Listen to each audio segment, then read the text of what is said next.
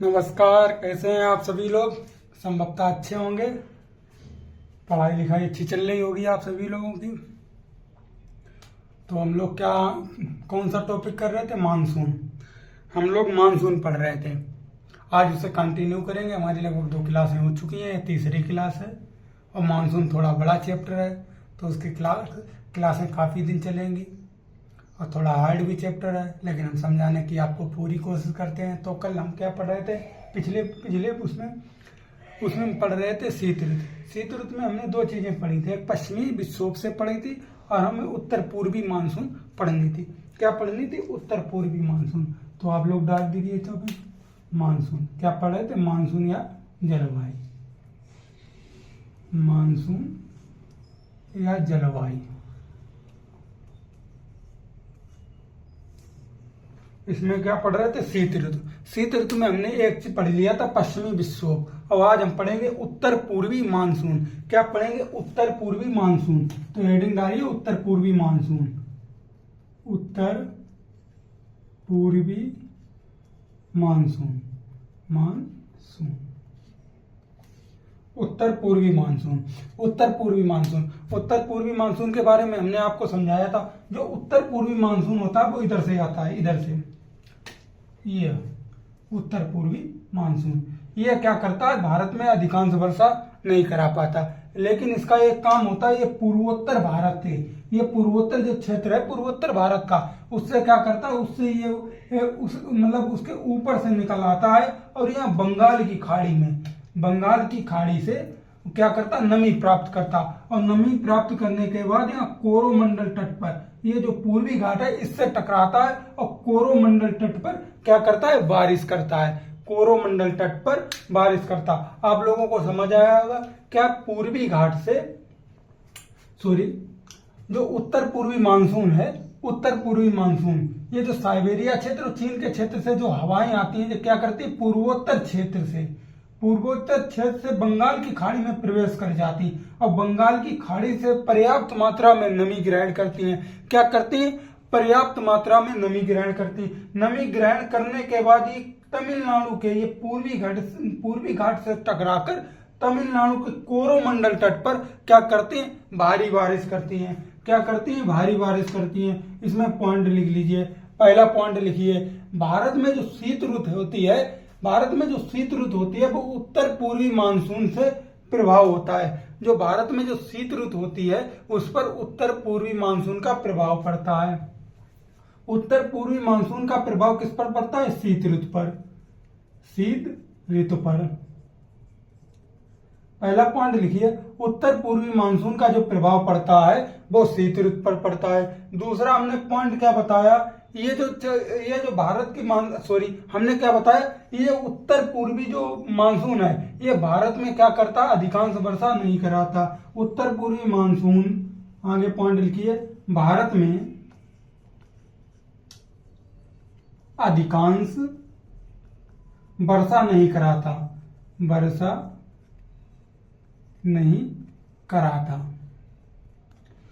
उत्तर पूर्वी मानसून है वो भारत में अधिकांश वर्षा नहीं कराता, लेकिन इसका जो प्रभाव है वो शीत ऋतु पर पड़ता है।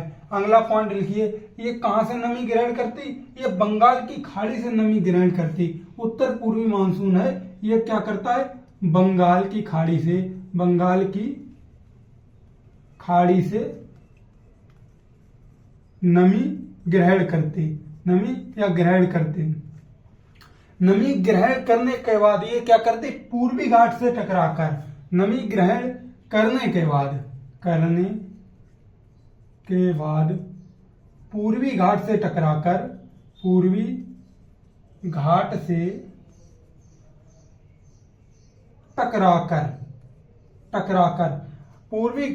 टकराकर तमिलनाडु के पूर्वी घाट से टकराकर ये कोरोमंडल तट पर क्या करती है? भारी वर्षा करती या वर्षा करती है। टकराकर कोरोमंडल तट पर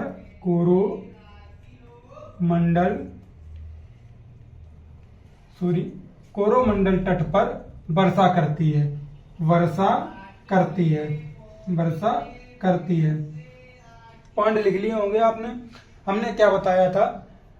जो उत्तर पूर्वी मानसून है, एक सेकंड, जो उत्तर पूर्वी मानसून है ये पूर्वोत्तर भारत से बंगाल की खाड़ी में प्रवेश करता है और पूर्वी घाट से टकराकर कोरोमंडल तट पर वर्षा करता है। कोरोमंडल तट पर वर्षा करता है। आप लोगों को समझ आ गया होगा। हमने बताया था शीत ऋतु होती है, भारत में 2 प्रकार से वर्षा कराती है।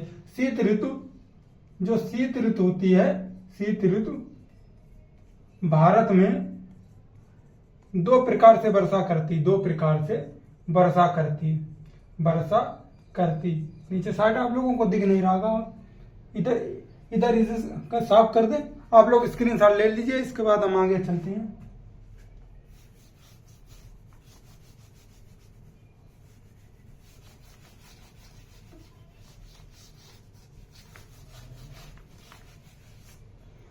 क्या हमने बताया, भारत में जो शीत ऋतु होती है, भारत में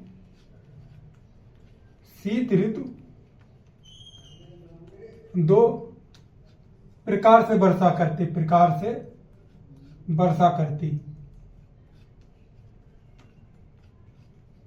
भारत में जो शीत ऋतु होती है वो 2 प्रकार से वर्षा करती है। 2 प्रकार से, जैसे ये जो पश्चिमी जो वो होता है पश्चिमी जेठ धारा है, ये क्या करती है, यहाँ पश्चिमी जेठ धारा हिमालय से टकराकर 2 भागों में बढ़ जाती है और ये 2 भागों में बढ़ जाती है, उत्तराखंड, हिमाचल प्रदेश और जम्मू कश्मीर, हिमाचल प्रदेश और उत्तराखंड में क्या कराती है, हिमपात के रूप में वर्षा कराती है। जम्मू कश्मीर, उत्तराखंड और उसके बाद क्या होता है ना, हिमाचल प्रदेश यहाँ कराती है हिमपात के रूप में वर्षा। और यहाँ पर हरियाणा और दिल्ली, यहाँ पर कैसे वर्षा कराती है, यहाँ पर कराती है बूंदों के रूप में। पंजाब, हरियाणा और दिल्ली यहाँ कराती है बूंदों के रूप में वर्षा। उसके बाद देखिए, और इधर से ये एक तरफ की वर्षा ये हो गई एक प्रकार की, और दूसरे प्रकार की जो वर्षा है ये कराती है कोरोमंडल तट पर वर्षा। यहाँ पर कोरोमंडल, तमिलनाडु के कोरोमंडल तट पर वर्षा, तमिलनाडु के कोरोमंडल तट पर वर्षा। ये आप लोगों ने पढ़ लिया होगा। इसे एक बार स्क्रीनशॉट ले लीजिए या आप लोग नोट्स बनाते रहिए। उसके बाद हम अगले पॉइंट पर चलते हैं, आगे पॉइंट पर। अब उसके बाद हम पढ़ेंगे पछुआ जेठ धारा। क्या पढ़ेंगे, पछुआ जेठ धारा।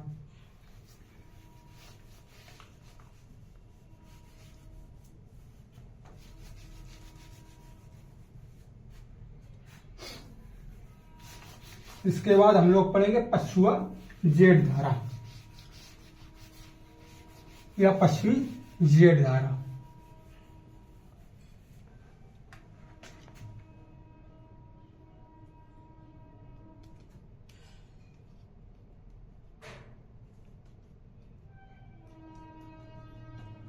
आइए पछुआ जेठ धारा देखते हैं। 1 सेकंड रुकिए, मैं कैमरा देख लूं, उसके बाद आगे स्टार्ट करते हैं।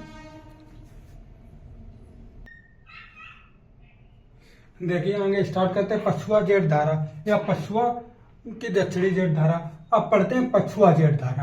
क्या पढ़ते हैं, पछुआ जेठ धारा। ये क्या होती, वर्ष भर, आप इसका पॉइंट पहले समझिए। ये पछुआ जेठ धारा क्या होती है, ये वर्ष भर, मतलब पूरे वर्ष, ये हिमालय के उत्तर में, वर्ष भर हिमालय के उत्तर में, मध्य एशिया में, हमने क्या बताया, ये वर्ष भर हिमालय के ऊपर मध्य एशिया में चीन और तिब्बत की धरातल से 6 से 12 किलोमीटर ऊपर, धरातल से 6 से 12 किलोमीटर ऊपर, चीन और तिब्बत के धरातल से 6 से 12 किलोमीटर ऊपर क्षोभ मंडल के पास, यानी कि क्षोभ मंडल के नीचे और क्षोभ मंडल के पास पश्चिम से पूर्व की ओर ये धाराएं चलते हैं, जिन्हें क्या कहते हैं, जेठ धारा। हमने क्या बताया, ये मतलब हिमालय के उत्तर में चीन और तिब्बत के धरातल से 6 से 12 किलोमीटर ऊपर क्षोभ मंडल के पास पश्चिम से पूर्व की ओर प्रवाहित होने वाली जो शीत धाराएं होती हैं उन्हें जेठ धारा कहते हैं। क्या कहते हैं? जेठ धारा कहते हैं। ये पॉइंट लिख लीजिए। आगे लिखिए जेठ धाराएं। हमने क्या बताया? आमतौर पर वर्ष भर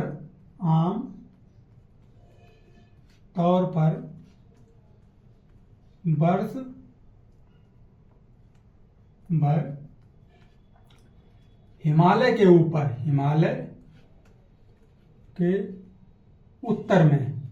के उत्तर में मध्य एशिया के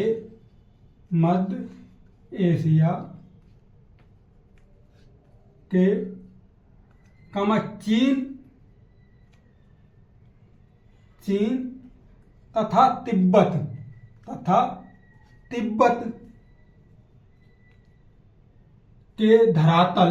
के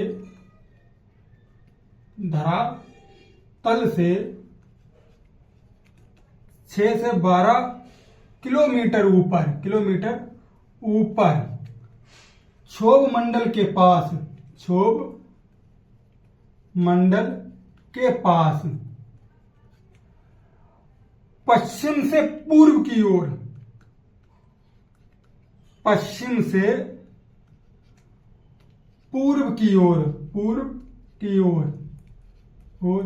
चलने वाली हवाएं, क्या कहते हैं? जेठ धारा। चलने वाली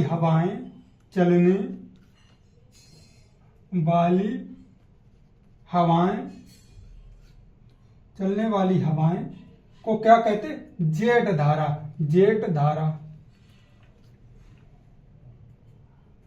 जेठ धारा इसका नाम क्या पड़ा? ये धरातल से 6 से 12 किलोमीटर ऊपर चलती हैं, तो इन्हें क्या कहते हैं? जेठ धारा। आप लोगों को समझ आ गया होगा। हम एक बार और बताते हैं। आमतौर पर वर्ष भर हिमालय के उत्तर में मध्य एशिया के चीन तथा तिब्बत के धरातल से 6 से 12 किलोमीटर ऊपर पूर्व से पश्चिम की ओर चलने वाली हवाओं को क्या कहते हैं? जेठ धारा कहते हैं। अब आगे लिखिए पश्चिमी। अब इसके आगे आप समझ लीजिए। इसके आगे जेठ धारा में जब सूर्य दक्षिणायन होता है, जब सूर्य कहाँ होता है? दक्षिणायन, तो ये जो जेठ धाराएं हैं ये नीचे आ जाती हैं। जब सूर्य दक्षिणायन होता है नीचे साइड पे, तब ये जेठ धाराएं हैं क्या होती? नीचे आ जाती हैं। जेठ धाराएं जो नीचे आने से ये क्या करते हैं? हिमालय से टकरा जाती हैं। जेठ धाराएं नीचे आने से हिमालय से टकरा जाती हैं। यहां पर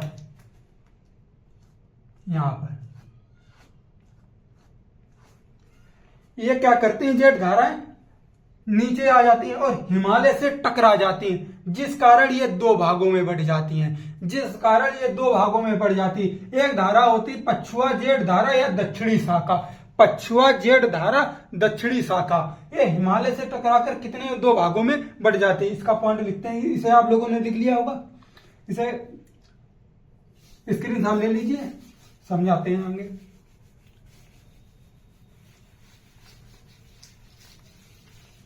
हमने क्या बताया? जब सूर्य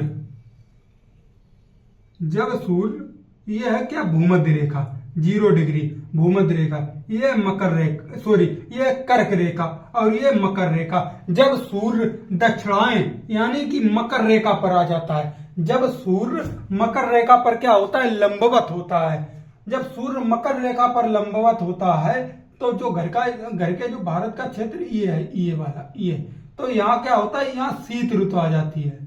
यहाँ कैसा हो जाता है? मौसम ठंडा हो जाता है, शीत ऋतु हो जाती है, क्योंकि जो सूर्य है वो दक्षिणायन मकर रेखा के ऊपर है। सूर्य कहाँ है? मकर रेखा के ऊपर। जब सूर्य मकर रेखा के ऊपर आ जाता है या सूर्य दक्षिणायन आ जाता है तो ये जो जेठ धाराएं होती हैं, ये जेठ धाराएं जो ऊपर से खसक के नीचे आ जाती, जो ऊपर से नीचे आ जाती। कब जो नीचे आ जाती हैं? जब सूर्य दक्षिणायन होता है, जब सूर्य कहाँ होता है? दक्षिणायन। तो ये जेठ पबनी हैं, ये क्या करती है? नीचे आ जाती है। नीचे आने से क्या करती है? ये हिमालय से टकराकर दो भागों में बट जाती हैं। हिमालय से टकराकर क्या करती हैं? ये दो भागों में बट जाती हैं, ये दो भागों में बट जाती हैं। उसके बाद इनका क्या नाम पड़ता है? पछुआ जेठ धाराएं या दक्षिणी शाखाएं। उसके बाद क्या कहते हैं? दक्षिणी शाखाएं। ये दो भागों में बट जाती हैं। आगे देखिए, एक सेकेंड पानी पी लें, उसके बाद आगे करते हैं कंटिन्यू। सॉरी, पानी पीने चले गए तो थोड़ा गले में दिक्कत लग रही थी। हम क्या समझा रहे थे? जब सूर्य दक्षिणायन में आ जाता है तो ये जो जेठ धाराएं होती हैं ये नीचे खसक जाती हैं और हिमालय से टकराकर दो भागों में बट जाती हैं। हिमालय से टकराकर दो भागों में बट जाती है। इसकी जो एक शाखा होती है, वो हिमालय के दक्षिण में, यानी कि हिमालय के नीचे उत्तर मैदानी क्षेत्र के ऊपर इसकी जो एक धारा हिमालय के नीचे उत्तर मैदानी क्षेत्र के ऊपर प्रवाहित होने लगती है। आइए इसका पॉइंट लिख लीजिए। पॉइंट लिखिए, जब जेठ धाराएं, जब आगे लिखिए, जब सूर्य दक्षिणायन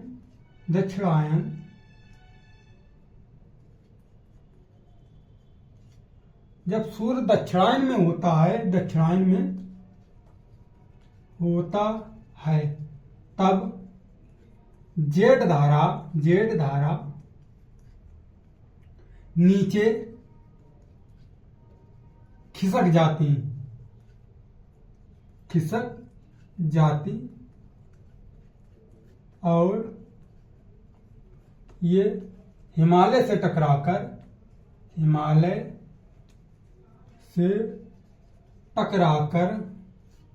दो भागों में बट जाती।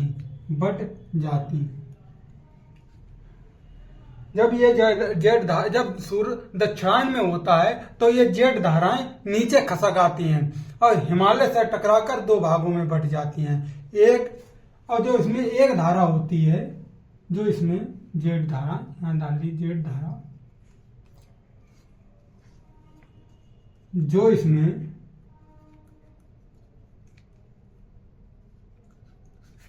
एक धारा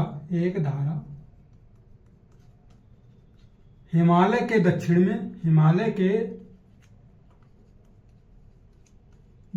में या हिमालय के मैदानी क्षेत्र में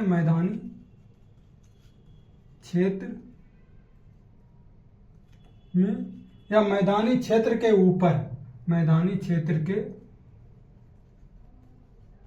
ऊपर प्रवाहित होने लगती है।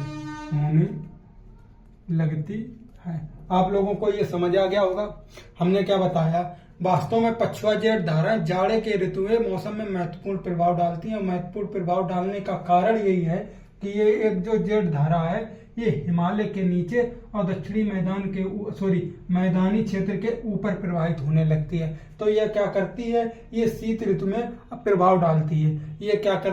शीत ऋतु में प्रभाव डालती है।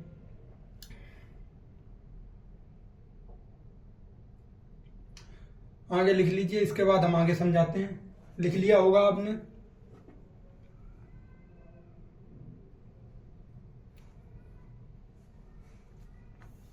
लिख लिया होगा?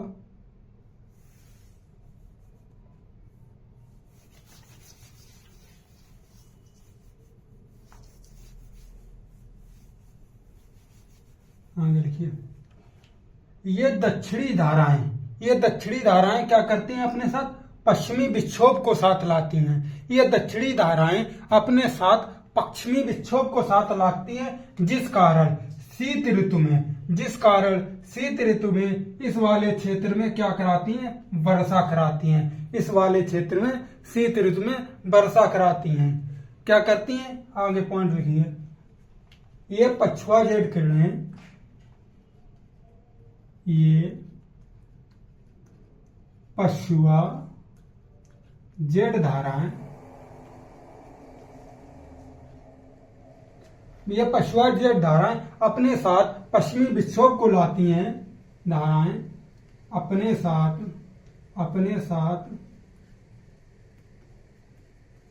पश्चिमी विक्षोभ को साथ लाती हैं और ये पश्चिमी विक्षोभ को अपने साथ लाती हैं और ये हिमालय के नीचे क्या कराती हैं, वर्षा कराती हैं, और ये भारत में क्या कराती हैं, शीत ऋतु में वर्षा कराती हैं, लाती हैं, और ये भारत में शीत ऋतु में वर्षा कराती हैं।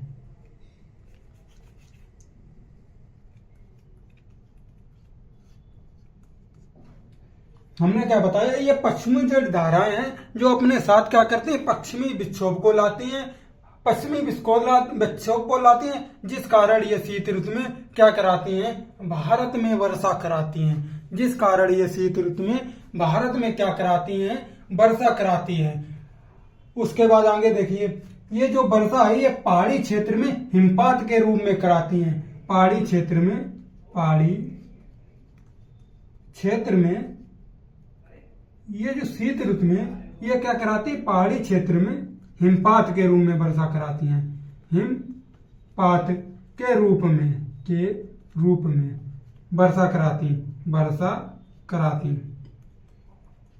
हिमपात रूप के मतलब है, हिमपात रूप में बर्फ के रूप में वर्षा कराती हैं। ये जो पश्चिमी विक्षोभ है कि क्या कराती हैं, भारत में पहाड़ी क्षेत्र में हिमपात के रूप में वर्षा, यानी कि ये बर्फ के रूप में वर्षा कराती है, और मैदानी क्षेत्र में बूंदों के रूप में वर्षा कराती है, मैदानी क्षेत्र में बूंदों के रूप में वर्षा कराती हैं। ये मैदानी क्षेत्र में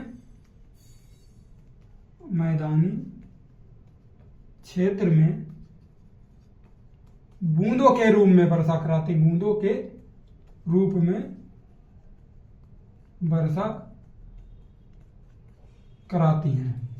मैदानी क्षेत्र में ये बूंदों के रूप में वर्षा कराती है। आप लोगों को ये पॉइंट क्लियर हो गए। ये पछुआ जेड धाराएं अपने साथ पश्चिमी जेड धाराओं को या पश्चिमी विक्षोभ को अपने साथ लाती हैं और शीत ऋतु में भारत में क्या कराती, वर्षा कराती है। पहाड़ी क्षेत्र में हिमपात के रूप में वर्षा कराती है, यानी कि बर्फ के रूप में वर्षा कराती है, और ये जो मैदानी क्षेत्र होता है वहां ये बूंदों के रूप में वर्षा कराती हैं। आप लोगों ने पॉइंट लिख लिया होगा। आगे इसके बाद बताते हैं, रेस करें। इसके आगे हम लिखते हैं पश्चिमी विक्षोभ। इसके आगे क्या हम पढ़ेंगे, पश्चिमी विक्षोभ। पश्चिमी विक्षोभ हम पीछे पढ़ चुके हैं, लेकिन हम अभी डिटेल से पढ़ेंगे पश्चिमी विक्षोभ। इसके बाद हम पढ़ेंगे पश्चिमी विक्षोभ। लिख लिया होगा आपने।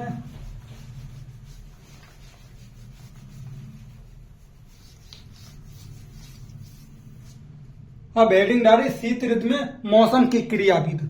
हेडिंग डालिए शीत ऋतु में मौसम की क्रियाविध। हेडिंग क्या डालनी है आपको, शीत ऋतु में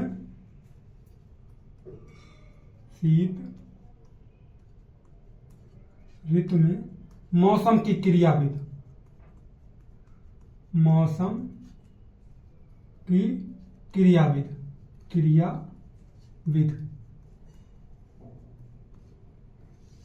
क्रियाविध में हम पहली हेडिंग डालेंगे पश्चिमी विक्षोभ। क्या हेडिंग डालेंगे, पश्चिमी विक्षोभ। पश्चिमी विक्षोभ।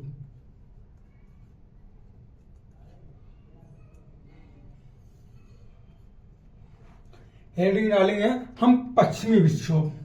लिख लीजिए आप लोग।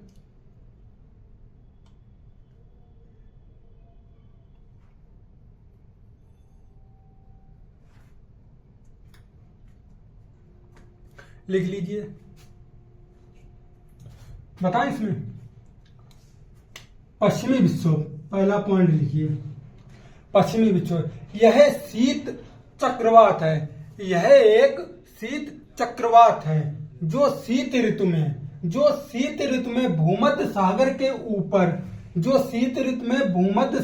ऊपर यूरोप वाले क्षेत्र में, शीत ऋतु में भूमध्य सागर के ऊपर यूरोप के क्षेत्र में ये बनता है, जो जिसे क्या कहते हैं, जेट धारा कहते हैं। ये पूर्व की ओर प्रवाहित होने लगता है। अभी जो जेट धाराएं बताएं इसे बता रहे हैं, ये पूर्व की ओर प्रवाहित होने लगता है भूमध्य सागर से काला सागर और कैस्पियन सागर तक। भूमध्य सागर के काला सागर और कैस्पियन सागर से क्या करता है, नमी की अच्छी खासी मात्रा ग्रहण कर लेता है, जिससे शीतोष्ण चक्रवात पछुआ जेठ धारा भारत में प्रवेश करता है। इसे पश्चिमी विक्षोभ कहते हैं। आगे लिखिए, ये वास्तव में उत्तर भारत में वर्षा प्राप्त, इससे जो होता है उत्तर भारत में वास्तव में क्या होती है, वर्षा प्राप्त होती है। हम क्या समझा रहे थे, ये कैसा है, पश्चिमी विक्षोभ, ये वास्तव में क्या है, चक्रवात है। ये चक्रवात है जिससे शीत ऋतु में क्या, अच्छा ये बनता कहां से, ये जो बनता है ये भूमध्य सागर के ऊपर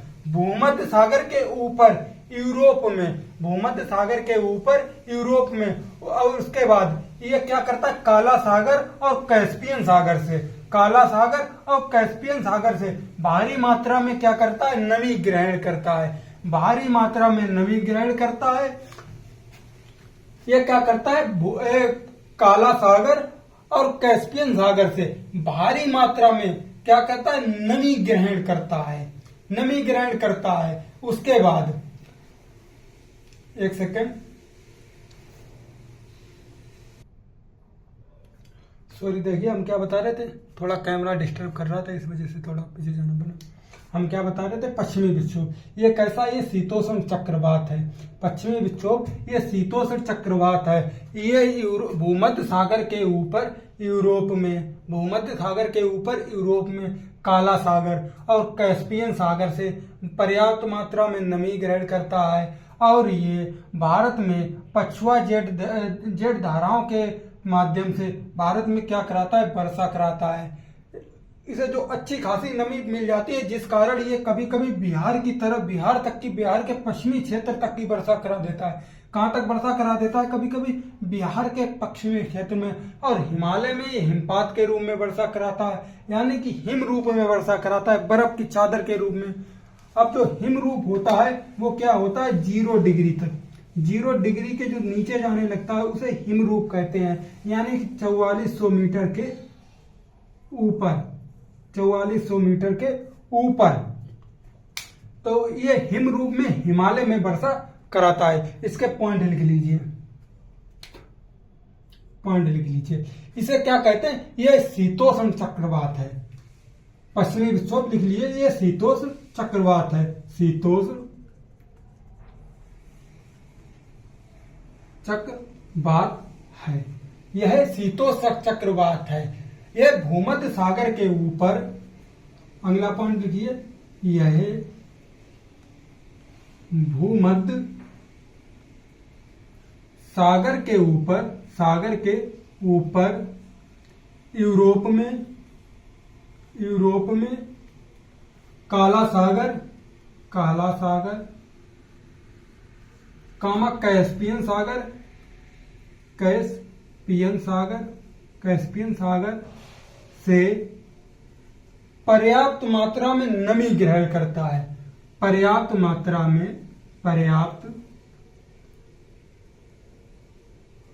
में नमी ग्रहण करता है। क्या करता है, ये पर्याप्त मात्रा में नमी ग्रहण करता है, और यह पश्चिम से पूर्व की ओर प्रवाहित होते हुए होता है, और पश्चिमी विक्षोभ जो है पछुआ जेठ धाराओं के साथ भारत में क्या करा देता है, वर्षा करा देता है। आगे लिखिए, पश्चिमी विक्षोभ के साथ या पछुआ जेठ धाराओं के साथ, पछुआ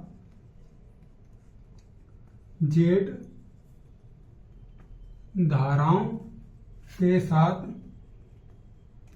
भारत में वर्षा कराता। हिमालय में हिमपात के रूप में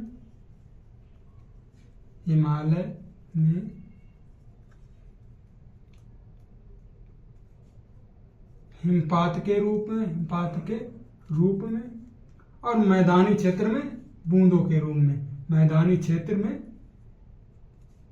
बूंदों के रूप में, मैदानी क्षेत्र के बूंदों के रूप में। अब इसके बाद आप लोगों ने ये लिख लिया होगा, अगला पॉइंट लिखते हैं।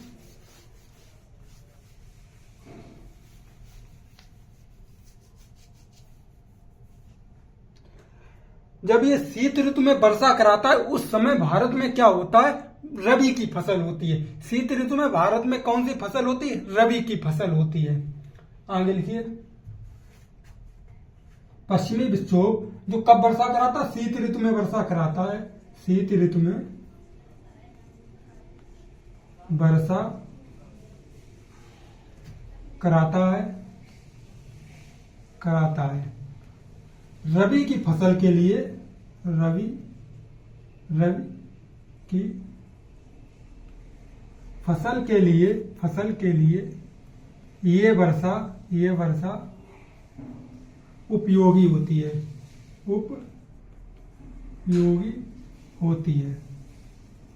रबी की फसल के लिए वर्षा कैसी होती है, उपयोगी होती। उपयोगी किस प्रकार होती है, यह वर्षा हिमाचल प्रदेश या उत्तराखंड या पहाड़ी क्षेत्र में सेबों के लिए लाभदायक होती है। यह वर्षा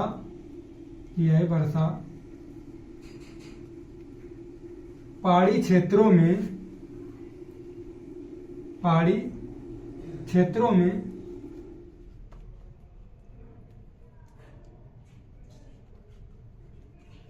सेबों के लिए लाभदायक होती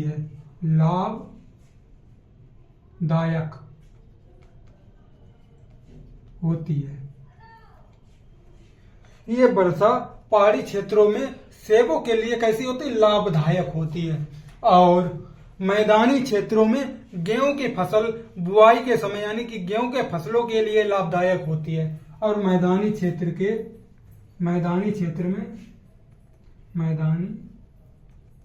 में गेहूं फसल के लिए लाभदायक, लाभदायक। तो आप लोगों को समझ आ गया होगा। इसके बाद ये क्या करता है, इसके बाद इसको यहीं रोकते हैं और ये चैप्टर इसके बाद आगे स्टार्ट करते हैं। आज ये पश्चिमी विक्षोभ ये पूरा हो गया। ये हिमालय, आप लोगों को एक पॉइंट समझ आया था, हिमालय में कैसी वर्षा कराता है, हिमपात के रूप में। हिम जो होता है वो 0 डिग्री यानी 4400 मीटर से ऊपर, क्योंकि जो हिमालय की पहाड़ियां वो 4000 से ऊपर की हैं, 4000 से ऊपर बहुत सी पहाड़ियां हैं। तो ये हिमपात के रूप में यानी कि इस तरीके से इस पे बर्फ की चादर सी जम जाती है, जम जाती है। आपको ये पॉइंट समझ आ गया होगा। आज इस क्लास को यही रोकते हैं, इसके बाद अगली क्लास कल कंटिन्यू करते हैं। और ये चैप्टर थोड़ा हार्ड है, समझने में दिक्कत होगी और हमें शायद थोड़ी वो समझाने में भी दिक्कत हो रही है, लेकिन आप ये मान के चलिए कि हम अच्छे से समझाएंगे। और चैनल को सब्सक्राइब कर लीजिए। धन्यवाद।